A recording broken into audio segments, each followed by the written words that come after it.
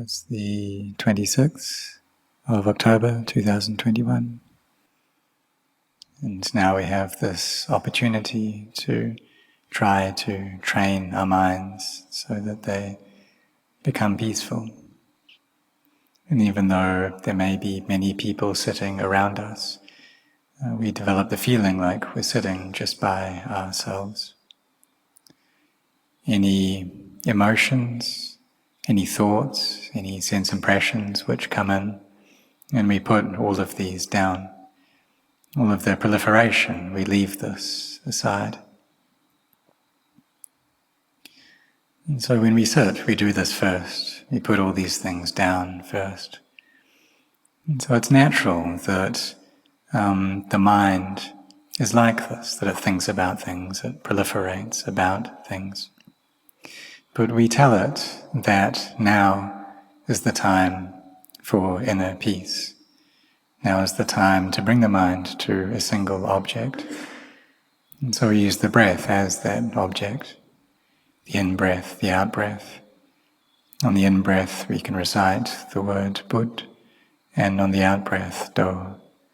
The in-breath Bud, and the out-breath Do. And if the mind gets distracted by thoughts, by proliferation, then we know that, we have awareness, and we look at that, and then we come back to the breath. And so we do this initially to bring our minds to peace. And when we have mindfulness here over the breath, along with this word, Buddha, then as the peace gathers together, becomes stronger, then this meditation word of Buddha, it disappears all of its own accord. And then we just have mindfulness over the in-breath and the out-breath. And there can be feelings of joy, of happiness that come up within the heart.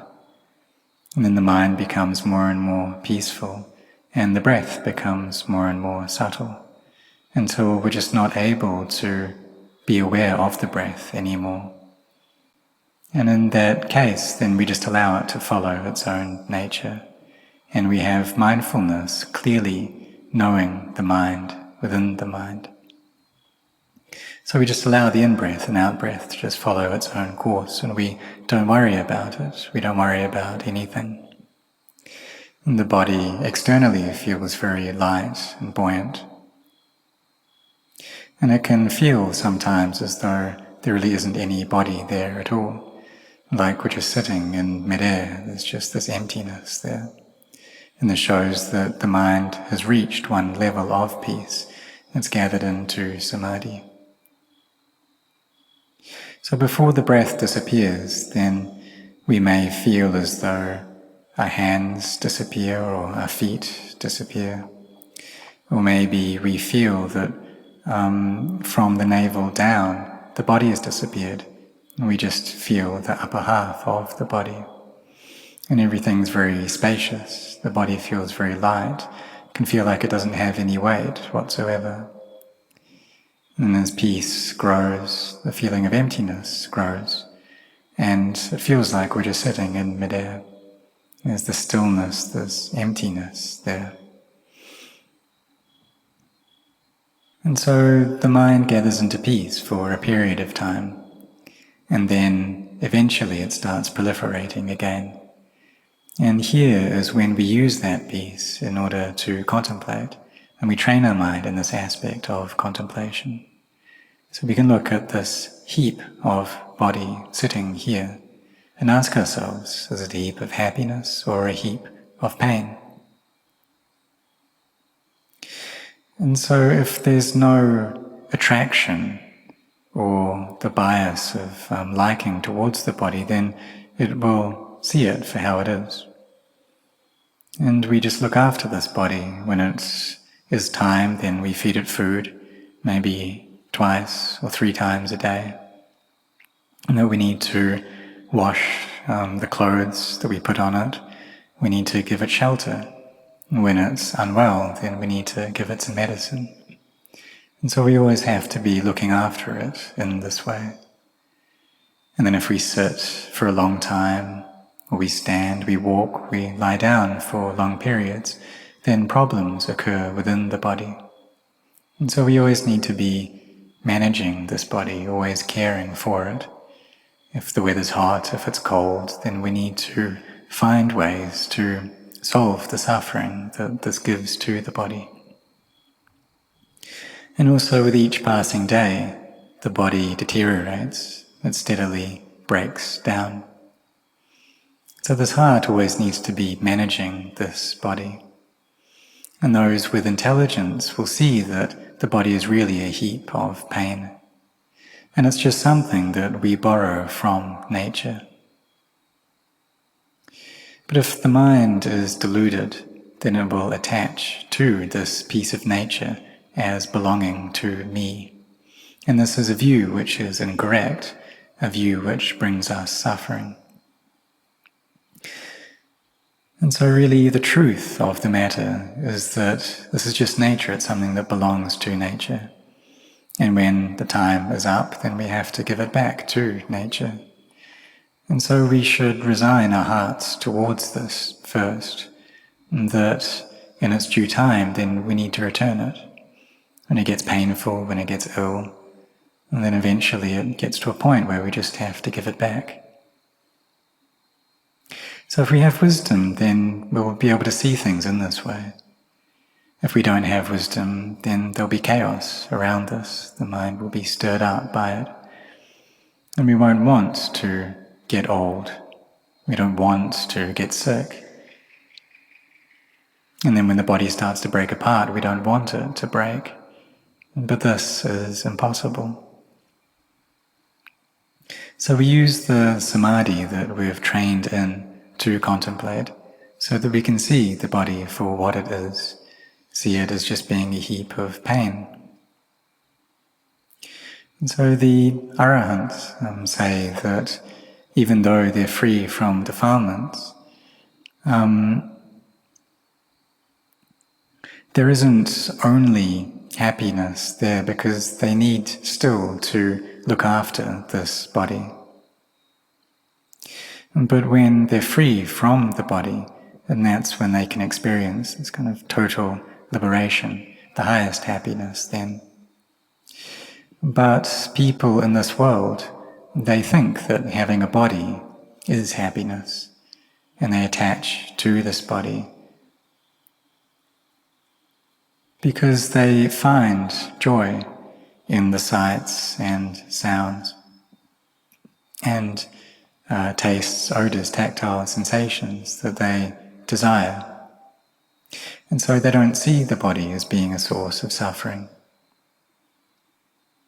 They don't see it as being a heap of change, of suffering, and they don't see it as being something which isn't me, which isn't mine.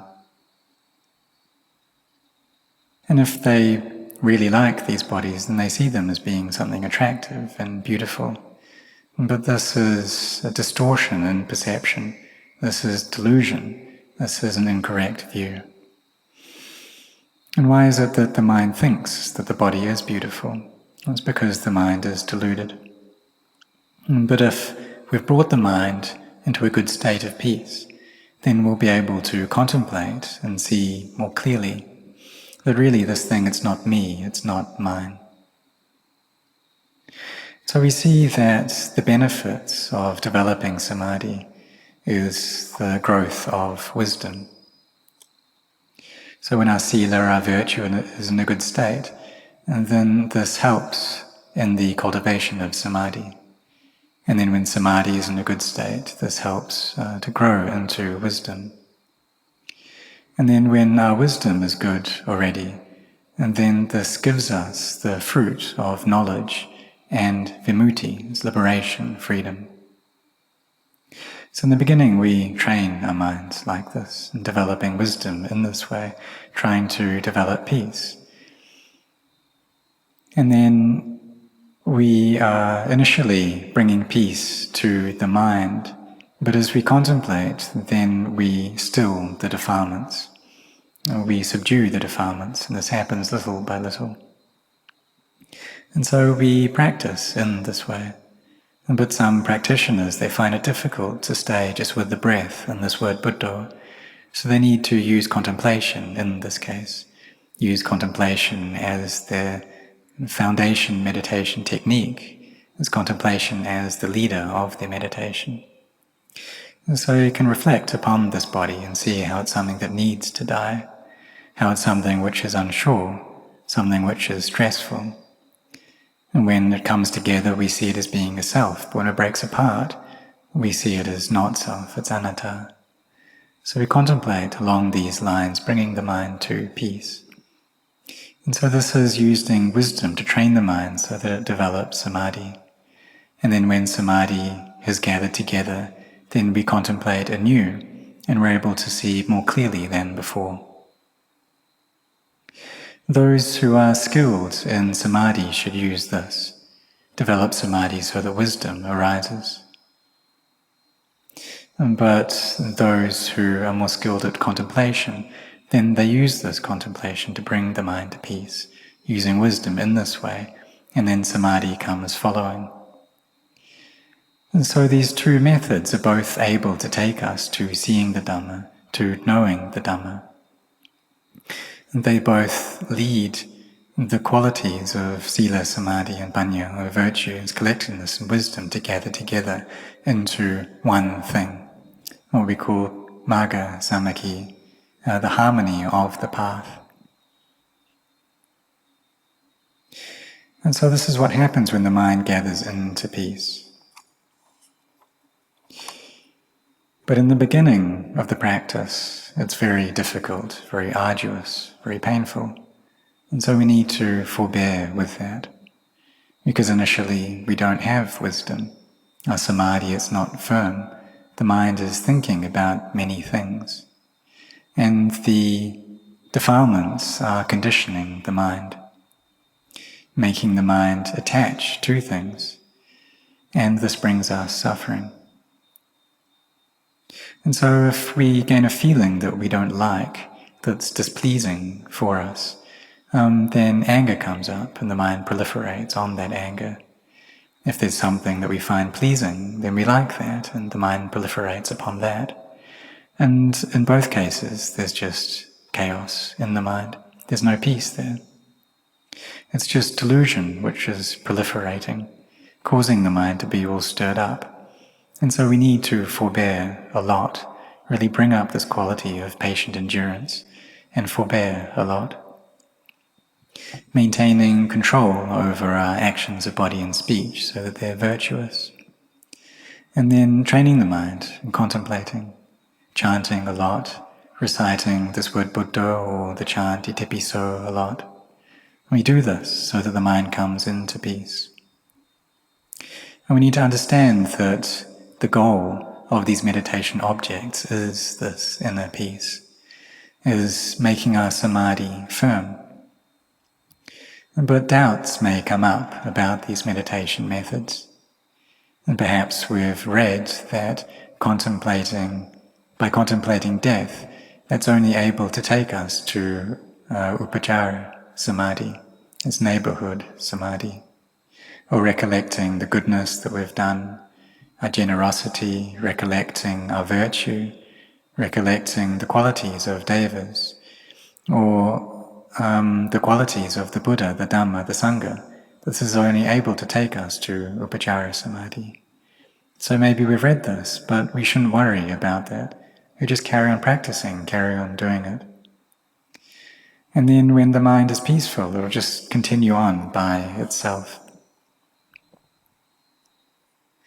When the mind's gathered into upachara samadhi, and this is in a good state, and then we can sit in meditation, and this and the stillness increases, it grows and grows, until eventually the mind goes into first jhana, and there's the one-pointedness of mind. It's gathered into one place with just one object. And then when it retracts from the state of peace, then we contemplate and observe this body, seeing it as being something that's unattractive, a collection of elements, something that's just empty. And as we carry on contemplating, this goes deeper and deeper, until eventually we see the body as being anatta, not self. And here the mind turns empty. And when the mind is empty, then it can separate out. The body is one thing, the mind is something else. And we see this clearly. And it's like we've crossed over to another shore, and we gain a feeling which is different from anything we've felt before. The mind crosses over to the shore of the Dhamma. But this side is the shore of the world. And so we see clearly that the body is anatta, is not self. And the confidence that we gain is great, and the mind is full of energy. And so we see that this path that the great teachers, the Guru Ajahns have taught, of not getting involved in liking or disliking, of not attaching to anything, it brings us to this emptiness of mind, and we gain this understanding. We see how virtue really does lead to samadhi, and samadhi really does lead to wisdom. And this wisdom gives us a temporary liberation. And we gain conviction in ourselves, sense of belief in ourselves, and what we have been doing, a practice of listening to the Dhamma, of putting the Dhamma into practice, contemplating the Dhamma. This path of sila, samadhi and panya are efforts that we have been putting into that. And when the mind is in this state, then we'll be able to just do sitting and walking meditation back and forth like this. Even though we may be meditating or speaking or working or eating, the mind is always in a state of emptiness. It feels very at ease, very light. It's really incredible, the mind in this state. And then we contemplate the body and see how it's something that's not beautiful. It's just a collection of elements. The body is just something empty. And the insight we gain into this becomes clearer and clearer. And so we feel like there are certain things that are binding over our hearts, and we cut away at these, and then we experience the emptiness, the freedom from those. And we do this each day, cutting away at these fetters. And at this point, the practice is really something fun, enjoyable, because we feel that this is the time that we're really cutting away at these defilements, we're able to abandon them. And the mind, it's not chaotic at all. There's happiness there, there's joy which fills up the heart. And these qualities of joy and happiness, they nourish the mind. And we carry on contemplating, seeing things more clearly, gaining more clearer understanding.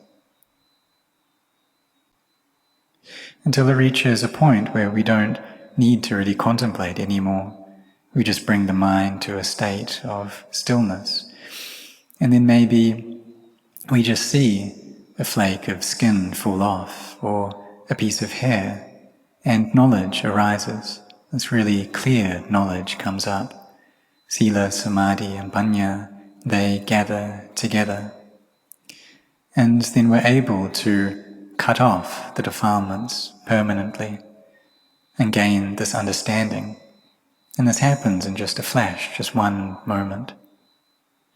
And we see how all of our practice, all of the meditation that we've done, all of the endurance that we've had to put in, forbearing with many difficulties, the ways that we've gone against the grain, and how we've been eating little, sleeping little, training ourselves, bringing up this quality of mindfulness.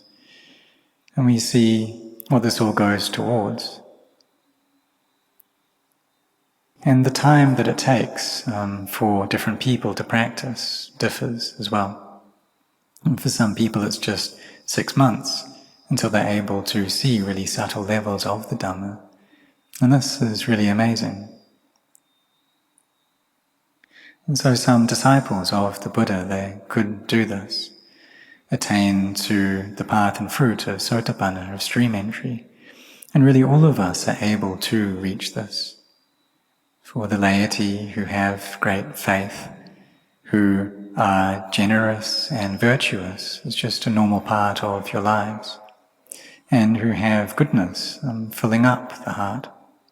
This is possible for all of you. We care for our hearts, look after them each day, recollect the good things that we've done.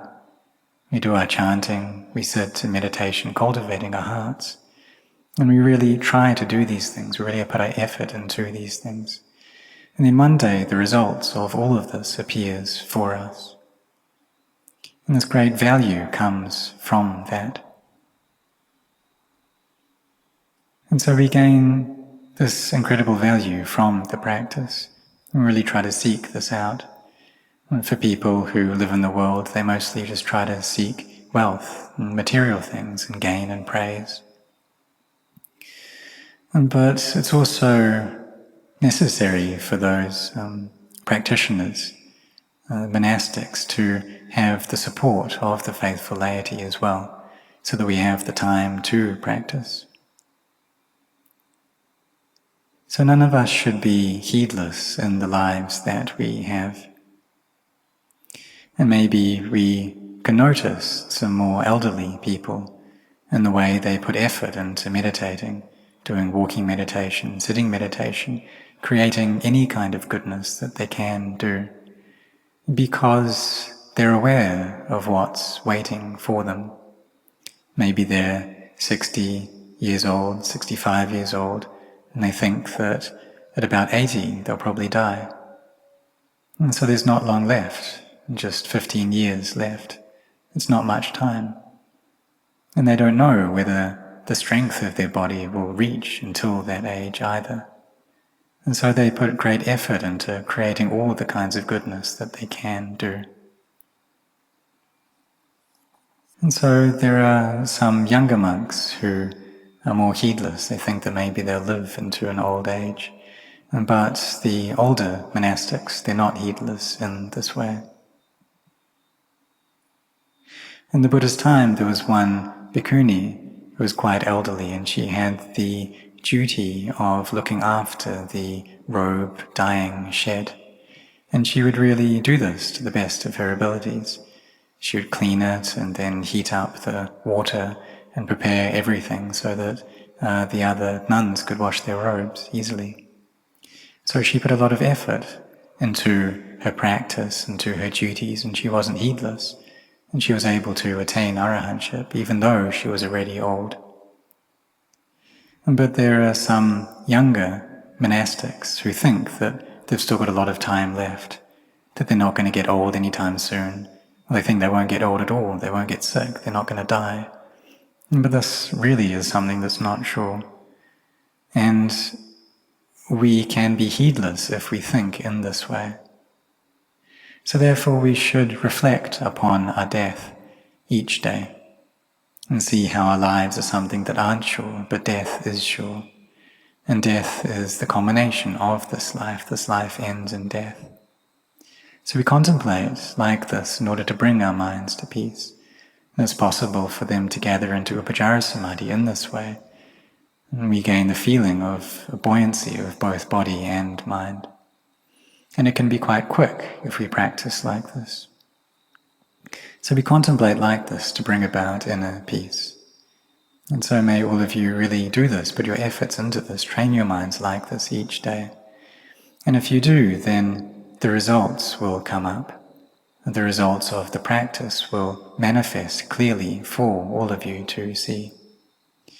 And really, this, the results we get from our Dhamma practice, gives us the most value out of anything in life.